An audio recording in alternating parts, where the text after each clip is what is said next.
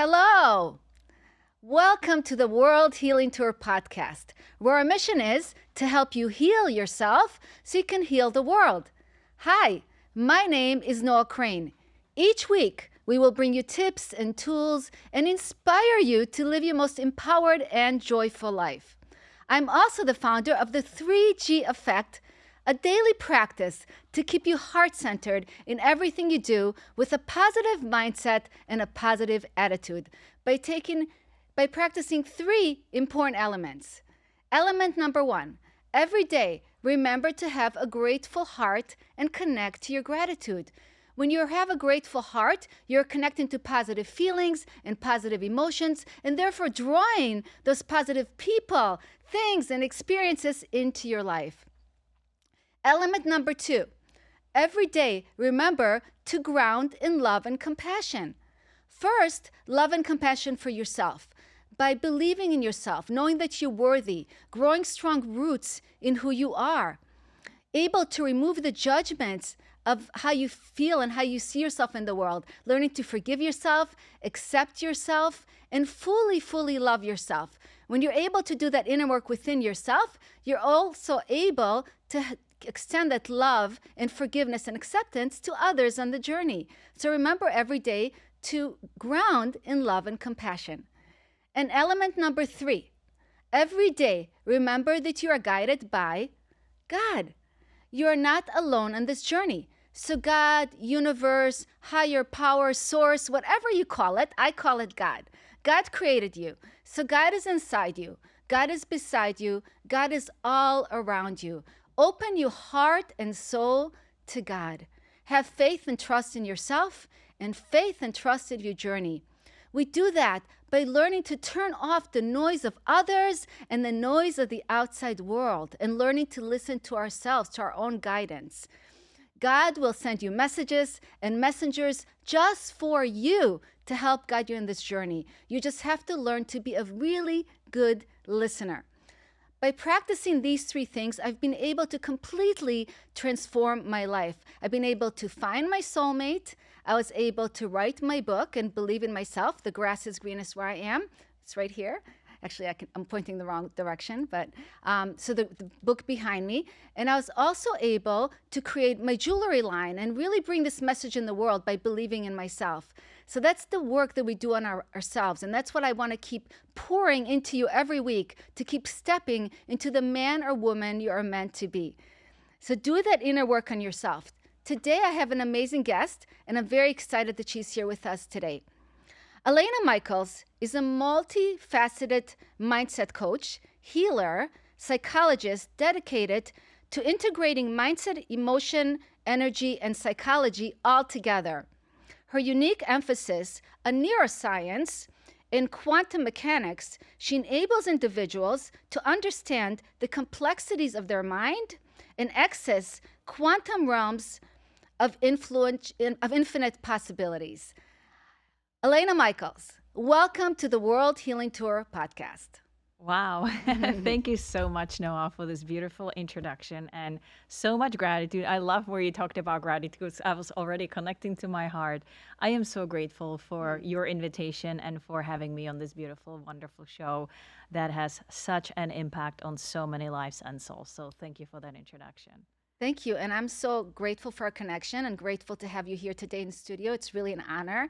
And I know you do so much great work and you help so many people. Let's start. I know we're going to talk a lot about conditioning today and how we get conditioned, right? And how, we can bring more awareness to that. I wanted to start by talking about what is really conditioning to you and how can we start being aware of that conditioning? That's a great question. And, I go back to my early days in psychology where we learned about this really cool experiment that a scientist named I.P. Pavlov, I believe he was Russian by his descent, That's what he was doing with dogs. And that was literally, he would be feeding his dogs and he would be ringing the bell before he would give them the food. And slowly but surely, he would train these dogs to behave certain way. The behavior literally was the moment the food was there, they heard the bell and they associated that bell, that stimuli, with food. And so right after they heard the bell afterwards, he removed the food and they literally started to salivate. So that's how he learned. There's actually different ways of conditioning, but this is kind of like the main one where you train literally, whether it's a dog, it's also on humans, like the humans are being trained without even realizing it and knowing it. And I'm so excited to have this conversation with you today because when you, and I'm sure you realize it as well, but when you really catch it to say, oh my God, that's some kind of conditioning happening here, that's when you start to like realize I'm literally just like that dog. And it's nothing more than just the program that is being running in the back, in the subconscious that we may or may not be aware. So to just answer the question, it's literally training someone, whether it's a dog or even other pet, doesn't matter, to behave certain way. That's really what the conditioning means. Why do you think we are so conditioned? I feel like, we're all conditioned, right? Would you say everyone's conditioned? 100%. Yeah. And why do you think we are so conditioned? Why is it so hard to break away from that conditioning? Because, we do something, it's like a habit, right? Would Yeah. you say conditioning is like a habit, like something we do over and over again for so long that it's kind of like hard to like change from that? Yeah, it's I think more than a habit, it does become a habit once you start realizing it or actually are aware of it. But I think besides that, conditioning is more like a program that is running in your head. And so, where does it come from? It is literally ancestrally, I can't even pronounce that word, ancestral, that's what it is.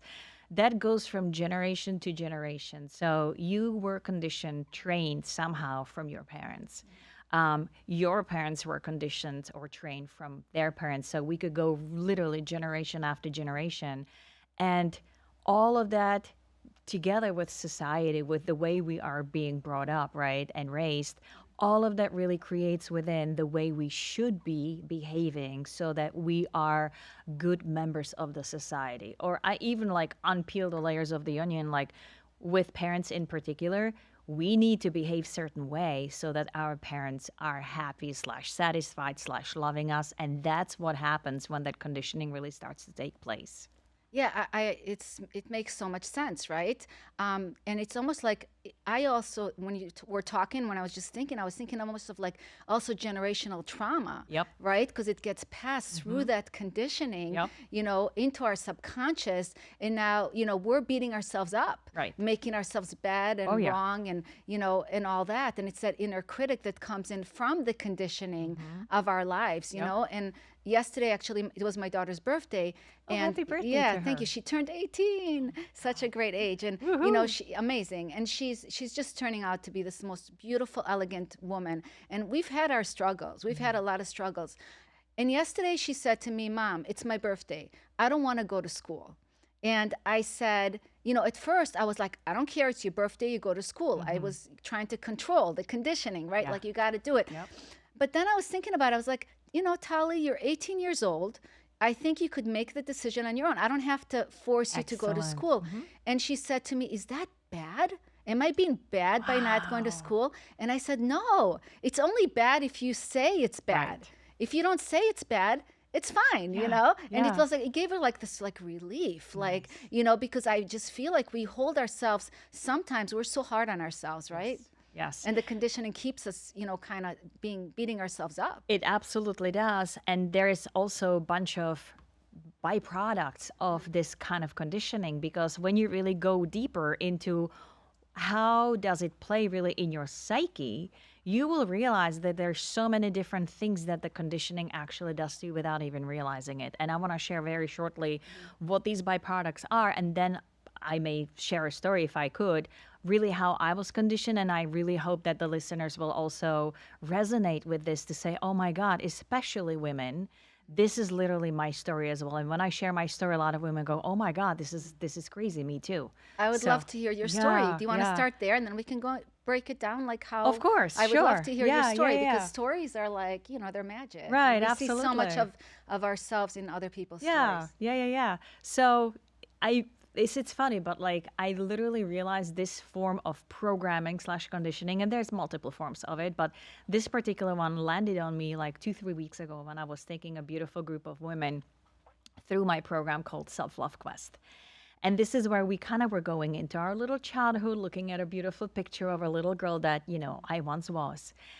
And I realized like my hair, I remember different picture and I realized my hair was really short at some point. And it was a story tied to that I completely forgotten. And during this week of the self love quest, I brought this story up and I had such a aha moment with that because it showed me when I was little, I would just adore my dad, right? And every little girl, I believe it's a story of every little girl, like just adoring their father, right? It's the hero, it's the savior, it's somebody that you can totally lean on and rely on. And so I would literally do anything he would ask me to do. I would love to help out with, he was a mechanic, so I would be in the garage, like continually checking, things with him and always trying to do things for my dad. And one day, I must have been around maybe 5 or 6, I had longer hair and, ponytails, pigtails, whatever. And one day, my dad asked me to cut my hair short. And to me, that was like, it was not even a question. It was like, yeah, I'll do it. And that it was like back in the day, like didn't you don't think twice about it because I was just so in love with my dad, right? So he said, I'll give you 20 crowns. And 20 crowns back then was like, today is like $1. Back then it was probably a little bit more value. But to me back then, 20 Czech crowns, like, oh, wow, like he's going to pay me to cut my hair. And I did not even think twice because you don't have that processing ability at that age in your brain. Like this is just simply not there. And so I said, yes, I'll cut my hair, sure. So I got 20 crowns, whatever I used for ice cream or something. And then we had a school picture taking. And I remember I was looking at that school picture when it came from the photographer, and I was so sad because I looked like a guy. Back then I was like, I look like a town boy. That's just like, what did I do? Like, why did I do that for? And I remember a little piece of me was regretting it, but I did not still have that capacity to process it in my brain and to have a full understanding. So I completely forgot about this memory. But like 2, 3 weeks ago, I was reminded of it when I was looking at my younger girl pictures. And I'm like, wait a second, I have totally fallen into this whole trap of conditioning. It was literally translation, if you do something for me, I will give you a reward. Now, why he asked me to cut my hair, I have no idea. And that's not my place. That's not my place. That's my really a beautiful moment of realization. Like whatever he needed that for or wanted that for has nothing to do with me. Now, going to that memory, like, would I choose it differently? I would probably say, knowing what I know now, I'm like, why would I even do that? You know what I mean? But back then, it was the translation of if you cut your hair, you will be loved by me, plus you'll get 20 Czech crowns on top of it all. And that's why I did it. So I had this beautiful, like, aha moment 2, 3 weeks ago where I was like, now I can actually go back in my memory and laugh on that little girl who said yes and then regretted that. And I did that. And it was such a beautiful moment of reflecting and just really loving on her. Like, sure, you cannot bring that situation back. But what I could do was change the emotion of that little girl regretting getting that haircut back then. And so that to me was just like one of those moments where I felt like that was a conditioning at its best. And when you can connect to it, you will realize, like, wait a second, we all do it all the time.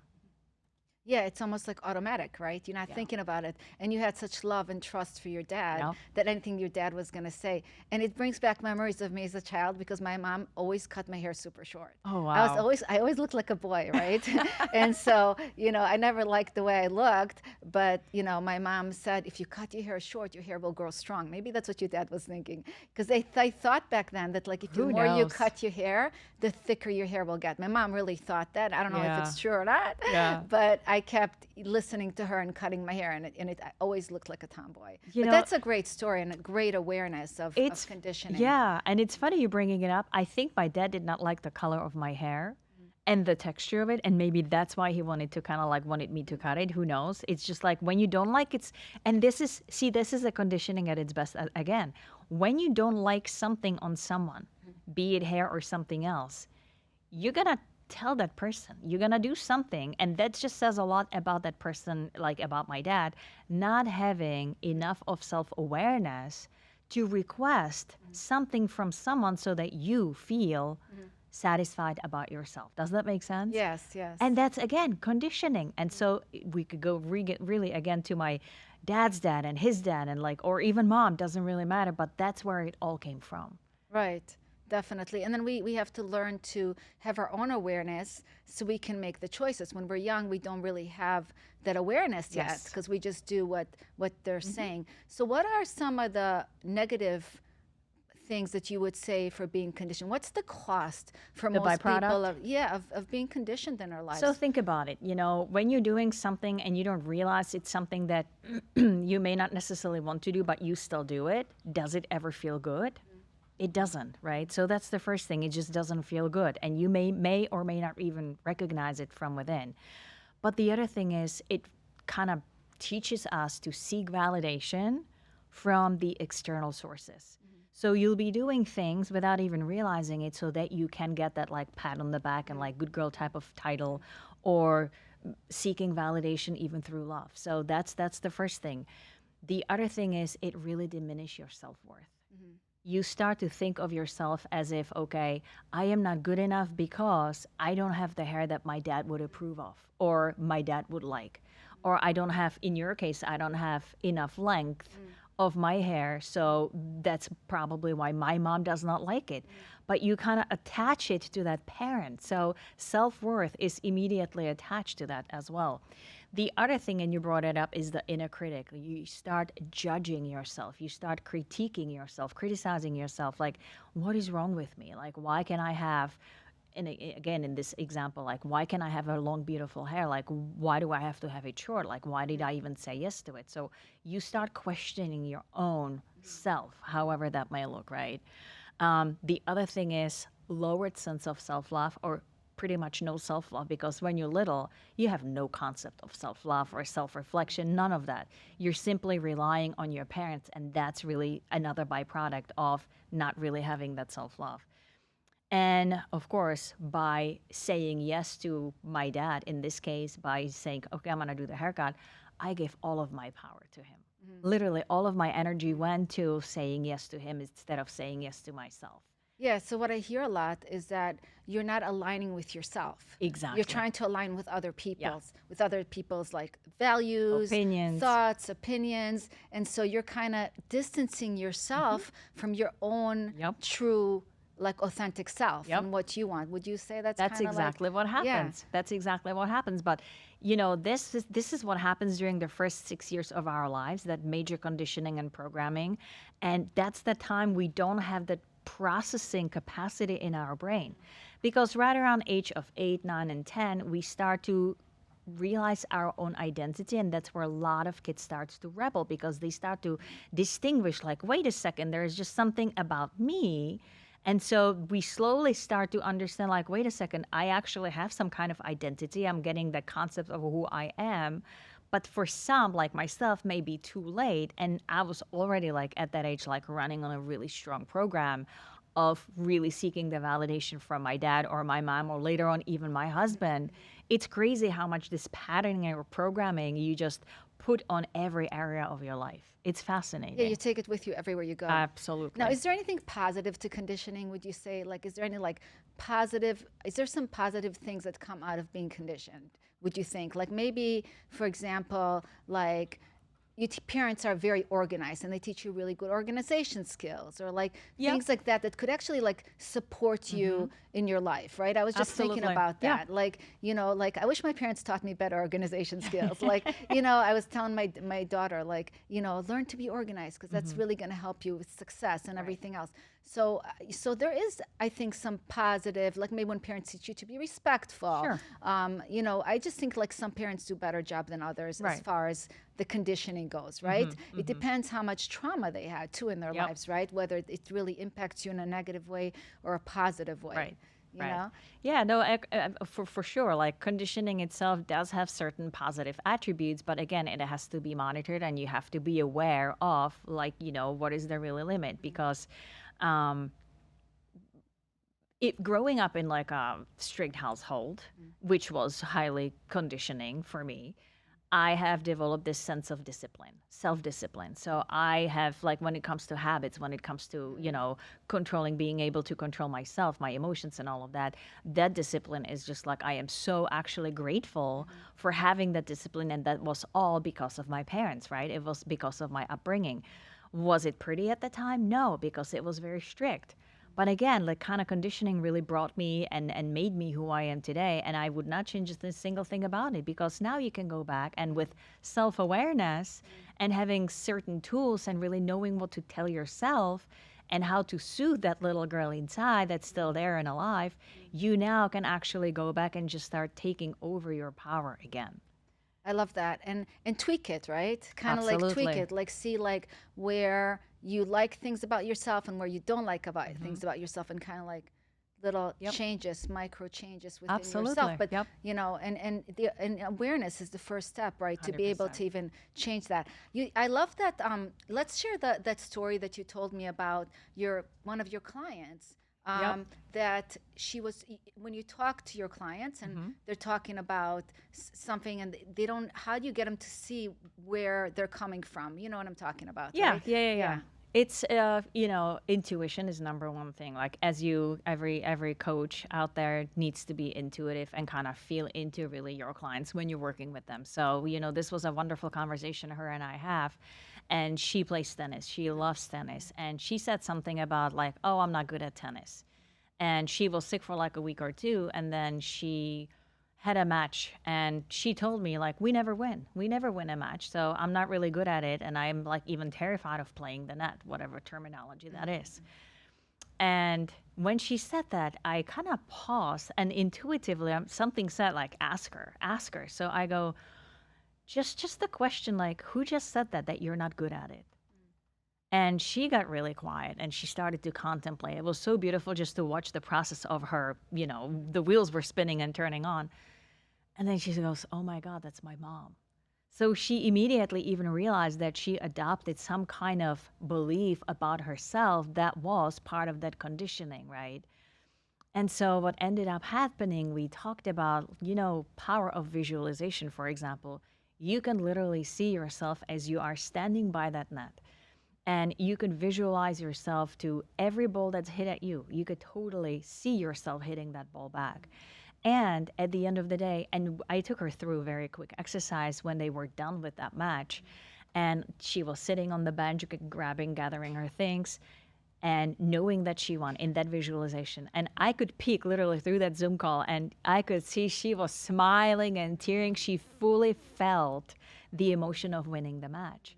And at the end, she opened her eyes and she said, "That was really beautiful. I absolutely felt it." She practiced this for like 2, 3 more days. And at the end of the day, they actually won a very first match. And she could not wait to tell me. She was so excited. But that was literally one of those moments of like having that awareness, knowing that there was some kind of programming that she was played on, and being able to deprogram or put a little antiviral onto her own computer, literally in her mind, just to being able to stop that and visual through the visualization to absolutely redo it. Yeah, I love that story so much because how often do we speak negatively to Mm-hmm. ourselves, right? And then we wonder, like, why are things not going our way, right? Mm-hmm. And this is like a perfect example Yeah. because we're not paying attention to what we're saying, what we're putting out there, And the quote, whether you say you can or you say you can't, Mm-hmm. you're going to be right. Yep. And so Absolutely. that's a perfect example of like, and I love the visualization Mm-hmm. that you had her do. Why is it so important for why are so, I think it's like something that a lot of people don't do. I think visualization is so important to be able to step into something new, right? Sure. And to be able to start seeing ourselves in a different way. Mm-hmm. And a lot of people have really hard time. They only see their, you know, present circumstance right now. Mm-hmm. They're not able to see past that, right? And I think it's a great tool that you're using with your clients to help them. What are some steps that, how do you get your clients to start visualizing? Is there like a certain thing, or do you just run them through a little, they close their eyes and connect, or is there any tip or tool you could give us about visualization? Absolutely. But before we go into it, you said, Yeah. how come some people can and some people cannot? Yes. There's actually something in your brain that, certain part of that brain is not trained enough or developed enough. So some people actually are not as good as visualization as others. So some people perceive information, and this is from NLP, some people perceive information through auditory, for example. So some people will be able to hear inner type of voice. So if I were to work with someone who I know does not work well with visualization, it would be more of words for me to say certain words to her so that she can get exactly the same result as if she would be visualizing. Yeah. So for some people, it's the auditory. For some people, it's the visual. And for some other people, it's kinesthetic, which means feelings and emotions, like mostly feelings. So together combined, visualization in its sense, it's also knowing really when you work with someone from NLP, neuro linguistic programming, knowing where this person is, like what is their the strongest really attribute when it comes to whether it's visual, auditory, or kinesthetic. So with her, I knew because I've had some work with her done before, so I knew she's visual.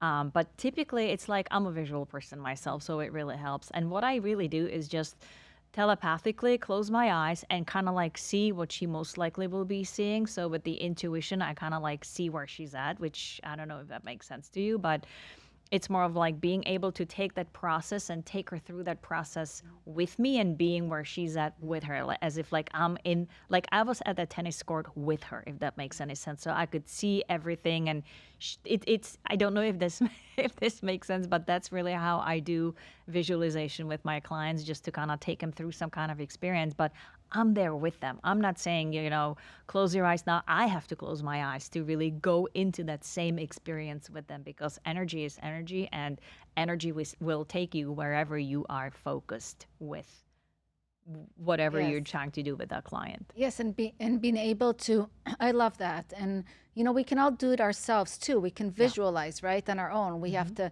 just by closing our eyes, connecting, like you said, to an image, right? Seeing an image, something that really inspires you, like a place that you're going to go on vacation. Yep. And starting to see yourself there, starting to see yourself getting on the plane. It's just like it's kind of like. It's almost like taking yourself on a journey, visualization. It is.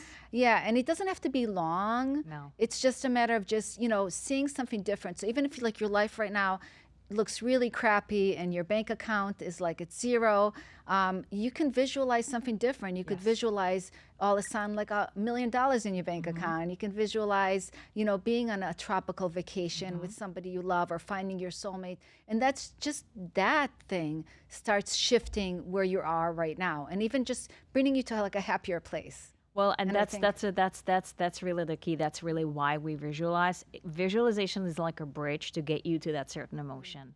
Because even when I talked about energy, it's really the end result. You need to get there emotionally. Once you start to feel the emotion of, for example, winning that tennis match, and you really kind of, your whole body starts to feel it, it's literally you there. You literally tapped into like, we are winning that match. So it could happen through visualization. It could also happen through auditory, or it could happen immediately where you just tell yourself, okay, I want it. How does it feel? I don't even have to visualize it. It's just really the emotion, like you said, just feeling that happiness.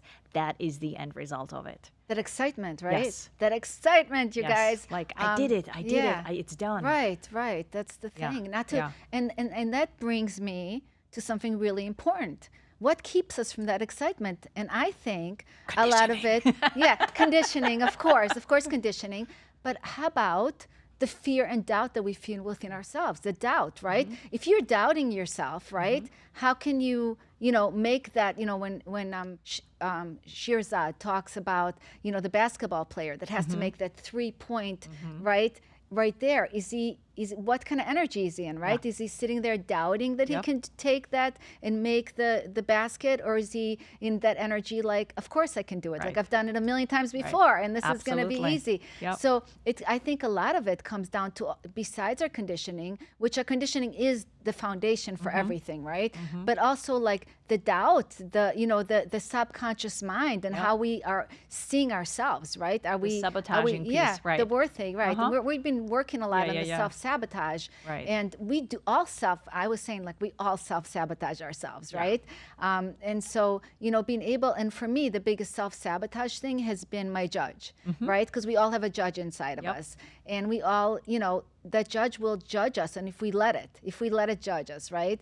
And learning Absolutely. to hear that voice, and learning to know that it's going to be there, but you could still, feel great at this moment. You don't have to let that voice, define who you are, right? You learn how to listen to some other voice and not Yes. necessarily to give all the green light to this voice that's just sabotaging you. Yeah. Right. And I think we're just like in our own way.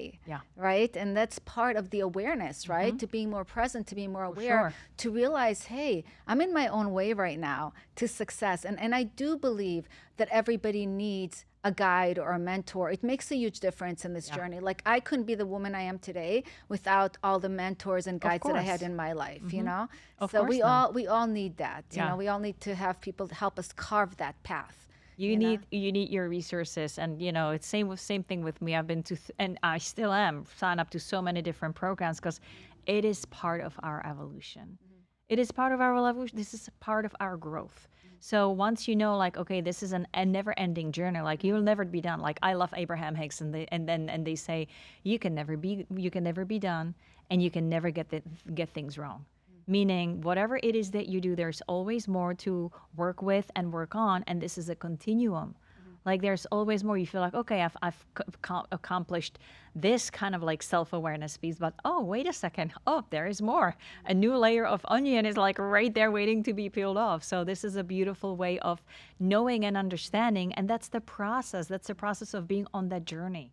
You know how people always say, it's life is about journey, not the destination. It really is true, because the journey is what's happening right now. We're all on the journey, and that's just the beautiful way of knowing, like, okay, I am who I am right now, and that is enough. I am where I am, and that is enough. Right. And it's all about becoming you. Absolutely. And the journey is becoming you. Yeah. The journey is becoming your best version of you, right? Yeah. And the journey is learning to, as Shirzad says, learning to, not to take everything so hard. Yes. Right? And personally. We take everything hard, we take everything personally, right?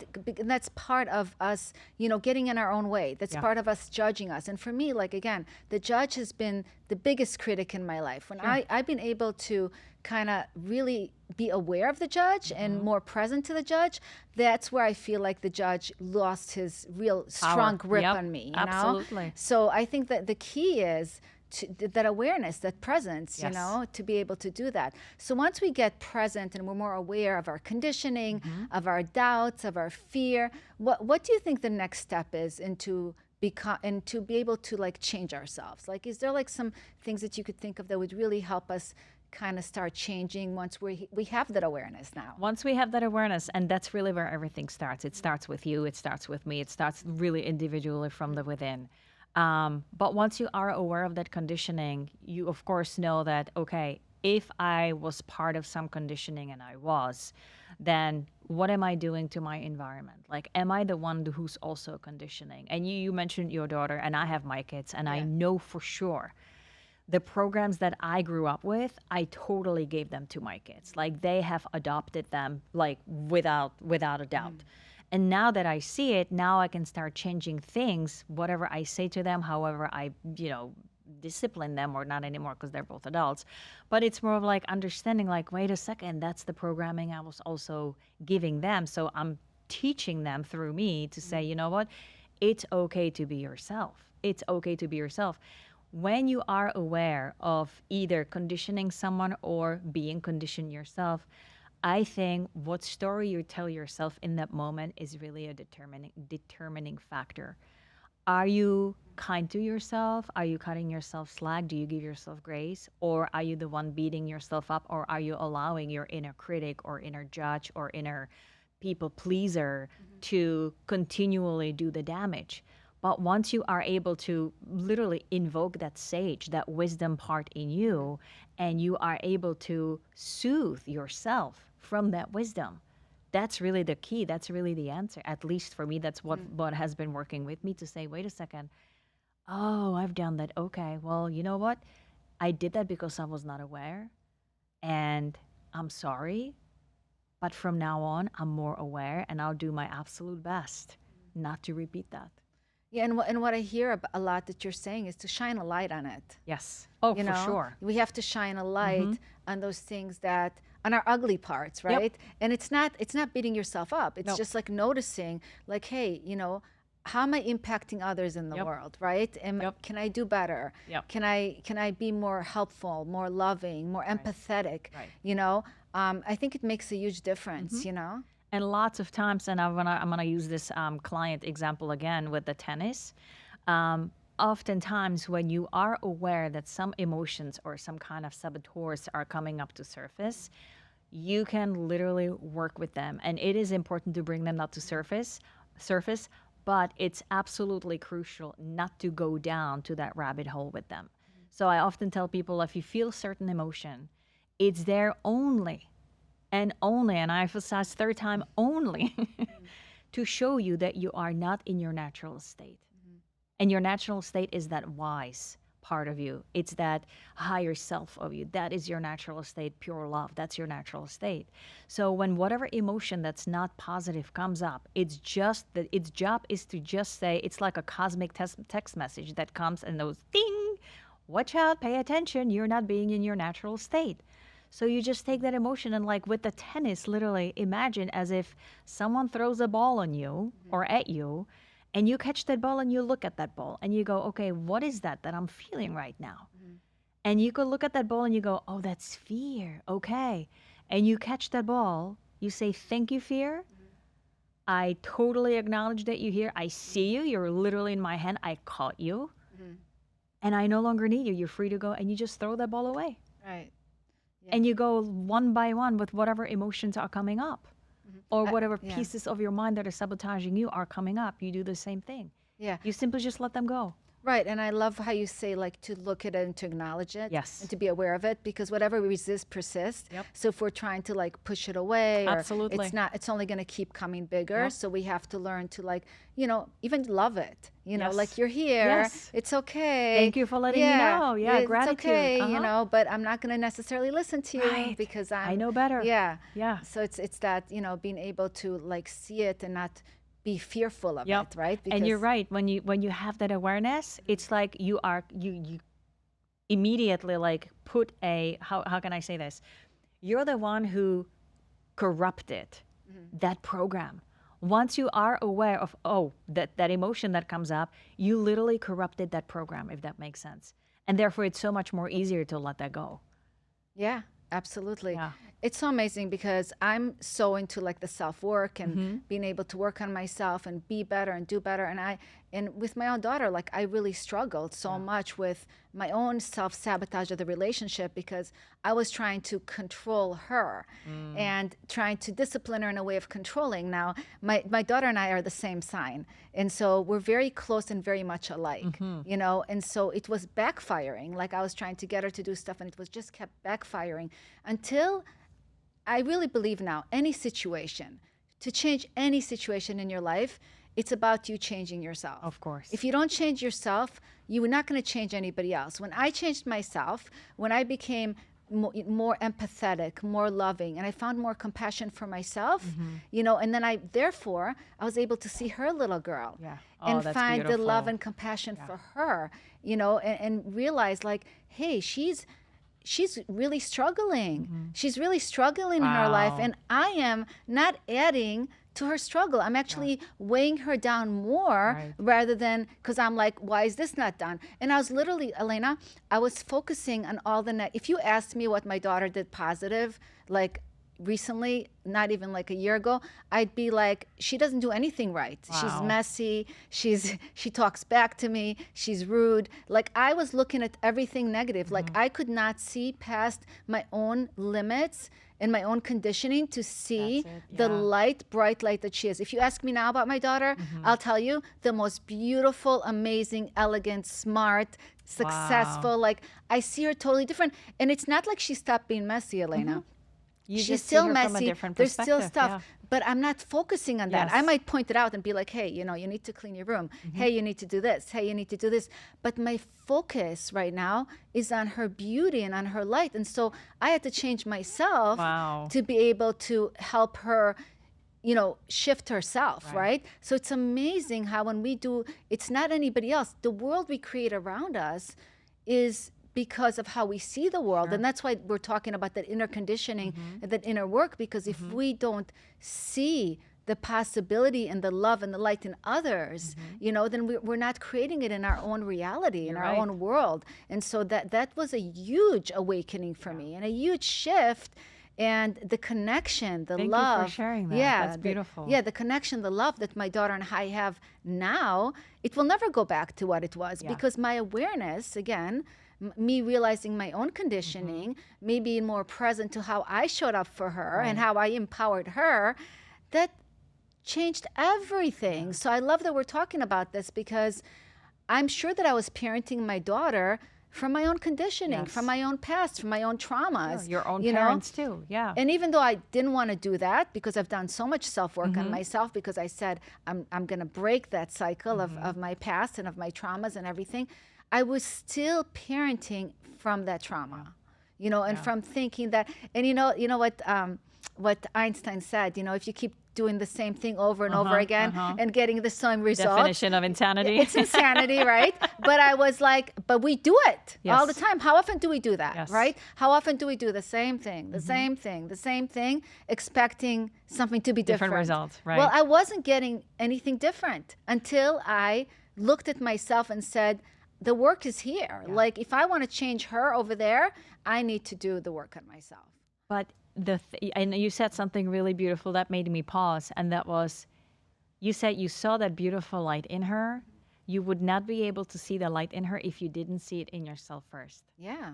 And so that's really that kind of like pivoting moment. That's that moment where everything shifts, when you really start to see really your true beauty, your inner beauty, to see how powerful and beautiful you are inside.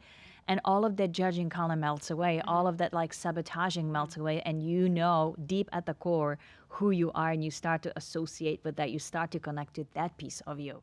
Yeah. And that's how you are able to see everyone through the same lens. Yeah, and when you know your worth, right, Alena? Yeah. When you know your worth, you could see other people's worth. Absolutely. And when you find real empathy for yourself and the inner child work that we did on ourselves, you can see that inner child, in somebody else and be able to 100%. bring more empathy to everything else. Yep. So sometimes the people that are closest to you in your life, that's the hardest, Oh, right? yeah. It's Oh, the yeah. hardest thing. The biggest teachers ever, right? They're the best, but they're the best teachers. Yeah. The people that you resist the most, the people that are causing you the most pain and suffering, and you don't know how to do it, I promise you, when you do more work on yourself, it's not about them. It's not about pointing the finger at them. They're not going to change. But if you change, their heart is going to open to you. They're going to Absolutely. change, and you're going to be so much happier in the relationship. So those aunts, those uncles, those cousins, those parents, those kids that are really triggering you, they're here to grow you. They're here to make you become the man or woman you're supposed to be. Absolutely. And the more you can nurture that and not push that away, right? Because sometimes we push that away because it's like, it's not okay over there, but it's okay here, you know? But the more we can learn that it's like, it's not over there, it's right here in my world, that like is such a huge change. And I think that's 100%. what conditioning is. It It's like is. when you It can is. untangle that. It's untangling, right? Yeah. You see it like an untangling, like taking a hairbrush and untangling your Absolutely. hair. Yeah. It's untangling all those things, all these things that we make up. Sure. All these stories we make up about people, you know? And I know, wait, you guys, I know. This is it, right? But he's a monster. He's a monster. I know. That's how I saw my stepfather. My stepfather was a monster in my life. I was so afraid of him. Yeah. And he was a monster, a Yeah. big black monster. But until I found empathy for him and realized like he just had so much trauma in his Right. life. He wasn't a good communicator. He didn't know how to express his trauma. Right.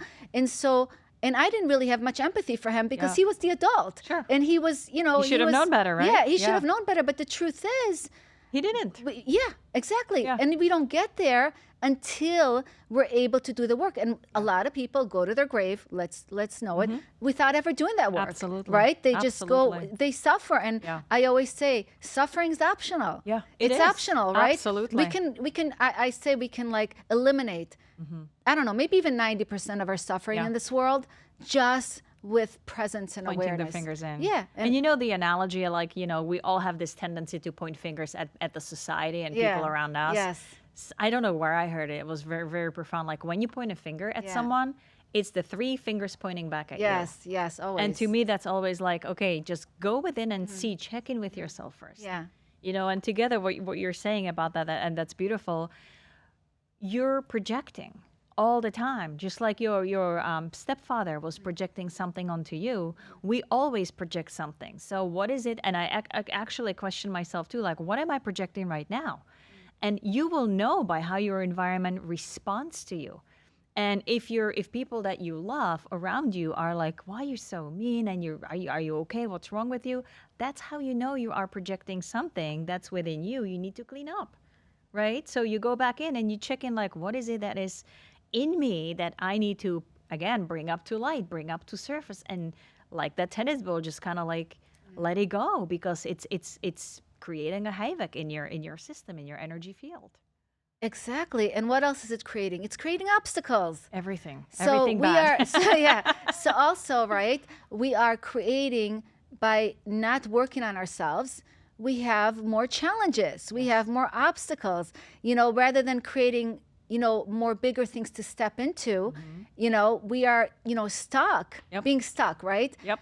How many of us are stuck? Oh and my God. And that's part of the freedom of working on yourself, is to be able to release your shackles, Yep. right? To be able to free yourself from all the burdens of the past, to free Yep. yourself from your own anger, Yep. from your own hate of people, right? Hate is not a good thing, No, right? You no. don't want to hate anybody, right?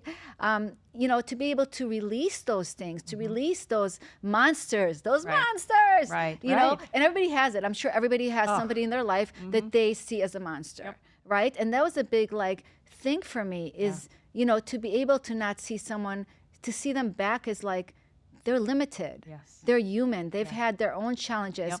They never worked on themselves, but, you know, I can work on myself. Right. You're the one who's changing the world for you. Yeah. And then it reflects on everyone else. It's like creating that little ripple effect, you know, like you put like a little pebble in the water and it goes to everyone around you. And it's such a beautiful thing, because I tell people all the time, it's not about them. This is something that you need to kind of do work on you within and see what happens afterwards. Yeah, my daughter and I, we have these conversations all the time. We're like, you know, she needs help with her roommates or friends or whoever. She's in college. So, you know, it's always that kind of like, just see the little person in these people, because that helps automatically and immediately have more compassion and understanding. And it really works like magic. And the same thing goes, like, see that little girl in you too. Give some compassion to yourself too, because you're part of this beautiful, you know, weaving, the beautiful connection. You're part of this beautiful field, for lack of a better word. Has she been able to do that with her Yeah. friends? Does it made a difference? Yeah. That's Yeah, awesome. Yeah. And you look, we're always learning and we always forget too. So it's a like continual reminder. And that's what I love about the work that you do. And you even said it, you've been working on yourself, and it's daily practice. You know, people come to me and say, like, how come certain things are not working? How come certain tools are not working?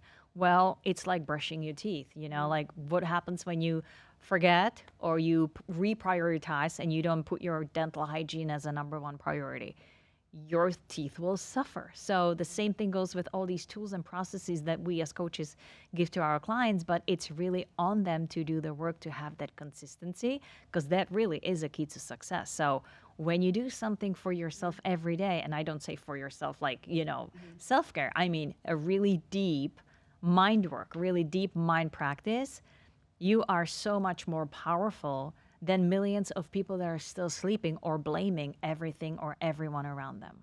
And people love to blame, Oh, of right? course they It's do. just, It's easy. yeah, it's easy, but then they don't realize when they're blaming, they're stealing from themselves. Yes. Because if you're always blaming somebody for something, you're giving your power away. Like every time you blame, you're giving somebody else your power. So when we stop blaming people, we can take credit for things in our lives. So I feel like when we take credit for everything, then we become more powerful in our lives because we no longer blame. This happened because, I didn't put the effort that I should have put into it. It's not this person's fault. I chose to give the wrong person the money, but that's what happened, right? Right. But not making it like it's not their fault. You still chose to give them the money. Right. But now how can you learn from that? Yeah. How can you grow from it? How can you become better from that? I think it's the lesson, It is. And I always say, Alena, I don't know if I ever told you this, but I always say no lesson is too expensive if you learn something from it. And I know Absolutely. I that's love hard that. to see, right, at times when we're Yeah. close to things and things happen in our lives.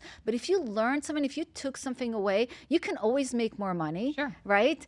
So, it was a lesson. It was an expensive lesson, but it wasn't. Or an investment. Yeah, exactly. You invested Yeah. in yourself, not the Yeah. direct way you would want it. Yeah. But it still gave you such a huge gift. Right. And it's just like changing the perspective of how we see everything in our lives because everything's perspective, It is. right? Absolutely. What does Wayne Dyer say? When we change the way we look at things, the things we look at change, right? And it's like putting different lenses on, Absolutely. I know that you're very much into self-care, right? And exercise. And can we talk a little bit about self-care, like also Yeah. on the outside, Of like course. how important it Yeah, is? yeah. Look, knowing what works for you is the key, but I say to people, do something every day because we both know that even from psychology, when you exercise, you release certain chemicals in your brain, right? Dopamine goes up, you start to feel good. So whatever you can do to move your body, at least once a day, do it. And if people go, oh, I cannot really, it's too cold outside, I can't really go for the run because it's snow outside. Put on the music and do some grooving in your living room. Who cares? No one's watching. Dance like no one's watching, right? Do something, do some kind of movement. Also, what happens with whatever you put in your body, that has a major effect also on your energy field, on your well-being and all of that. So that's part of the self-care too. For me, a big one is journaling every single day. I always have some journaling prompts or something that I know will help me to go really deep in my mind and just do something for that element of my mind, element of my spirituality. So meditation, anything. And there's no such thing as the perfect practice because every day is different and we have our busy lives. But if I cannot do one thing, then I do something else. Squeeze something in at least so that I can look back in the afternoon and say, I did that. That felt really good.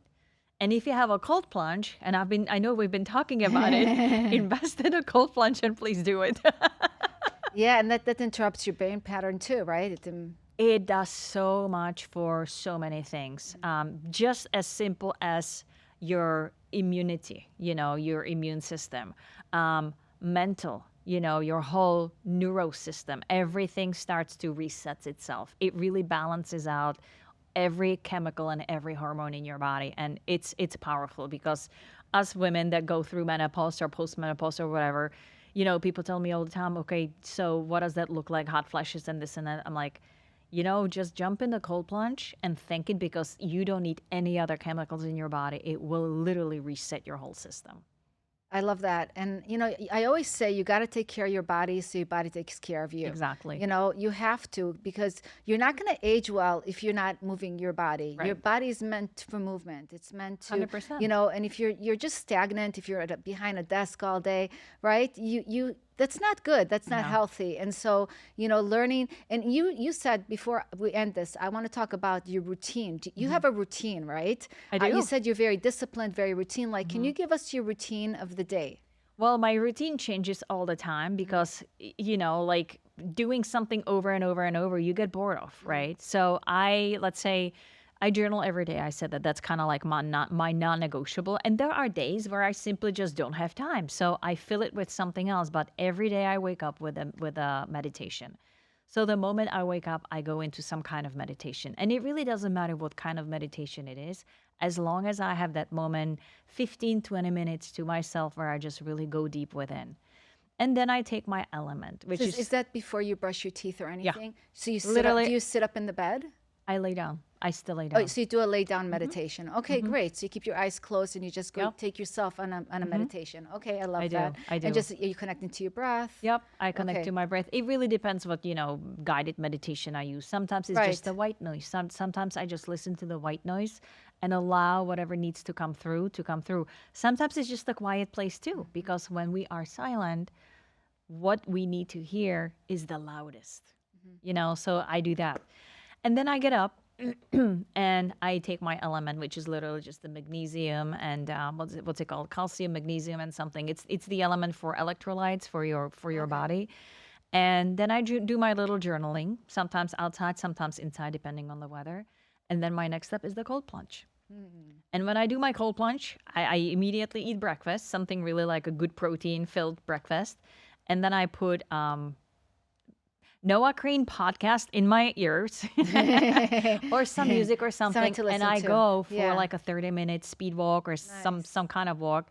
And then that's my day. That's how I start my day. So I do a little bit of each, like a little spirituality, a little bit of mental practice, and a little bit of body. I love that. Do you have a routine for the nighttime too? I do. I'm not as disciplined with that, depending really how tired I am, Sure. but I love journaling before I go to sleep.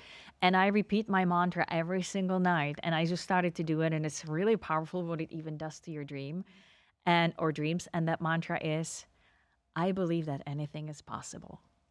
That's beautiful. And when you keep repeating, anything is possible, it's just like, oh my God, it is so true. Anything truly is possible. I love that. I think mantras are so powerful. My book is The Grass is Greenest Where I Am. And so I tell myself a lot. The grass is greenest where I am. Yes, The grass yes. is greenest I where I love it. am. I It's love greenest it. where you are, Yes, yes. Because anybody can say the grass is greenest where I am, right? So it's like really present to your life Beautiful. and nurturing your life. Yep. So I think mantras are really powerful because Yeah. they create, like you said, like a possibility, Right. like something bigger than yourself, and brings you really present to you, and Yeah. that you have no limits besides And the they limits feel you good. create. As Yes. long as you're repeating something that you really believe and it feels good, that's the mantra to be repeated. Yes, I Yeah. love that. That's really, really great. So, Alena, how can people find you, connect with you? I'm sure they're going to be so inspired by our talk. And Oh, thank yeah, you. so how can they connect with you? And you could look at the camera. And Yeah. tell So, of course, like everyone else, I am on social media. Instagram, Alena Michaels, ALENA MICHAELS. Social media, so Instagram, Facebook, you can find me there. And I also have a website, which is www.alenamichaels.com.